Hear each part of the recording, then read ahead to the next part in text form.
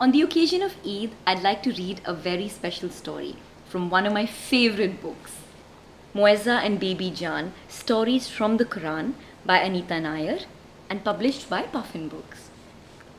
Prophet Ibrahim had two sons. His firstborn was from his maid Hajar, whom he married, and the other from his wife Sarah. After a while, Ibrahim settled Hajar and their son Ismail in an arid valley in Arabia. It was surrounded by hills and mountains on all sides that would protect them. He seated them under a tree and left a bag of dates and some water for them. Before he left, he prayed to God to protect them, for they had little to themselves. One day, Hajar discovered that there was hardly any food and water left. How would they survive till Ibrahim returned? In her desperation, Hajar went this way and that looking for water. She kept running back and forth between Mount Safa and Mount Marwa. Each time she would think, did I miss checking that part of the ground? Did I peek behind the bush? Did I lift that stone? What if the water source was under that stone? She had done this 7 times already when she saw Ismail kick the ground with his heel, and suddenly a spring of water gushed out and they were saved. When the Prophet returned, he was amazed to see the valley transformed. It was green and fertile. Hajar had died and Ismail was a grown man, and Ibrahim knew that his son was not just any ordinary child, but special. Ibrahim hugged Ismail as if he would never let him go. He felt remorse for having missed out on his son's childhood. But God had decreed it, and Ibrahim did whatever God had wanted him to. One day, Ibrahim summoned his son and announced, "My son Ismail, God wants me to perform a task." Ismail said, "You must do whatever God wants you to." Ibrahim put an arm around his son and asked softly, "Son, will you help me?" Ismail hugged his father and murmured, "Whatever you want me to do, I will." And so, assembling stones, father and son built the Kaaba with their own hands. Some years later, Ibrahim had a strange dream one night. He dreamt that God told him to sacrifice Ismail.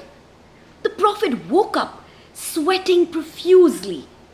He was quite sure it was Iblis whispering in his ear, causing the bad dream. But the next night, Ibrahim had the terrible dream again.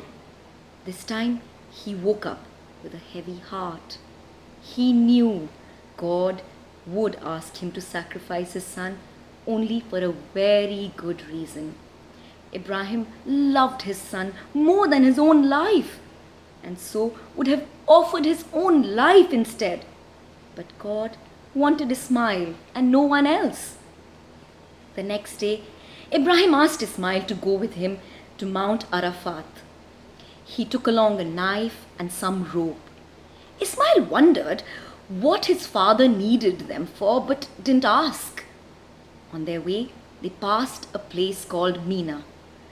Iblis had been waiting there and sneaked up behind Ibrahim to sow seeds of doubt in his mind. But Ibrahim walked on, and so did Ismail. When they reached Mount Arafat, Ibrahim sat Ismail down and told him of his dream and what God had wanted him to do.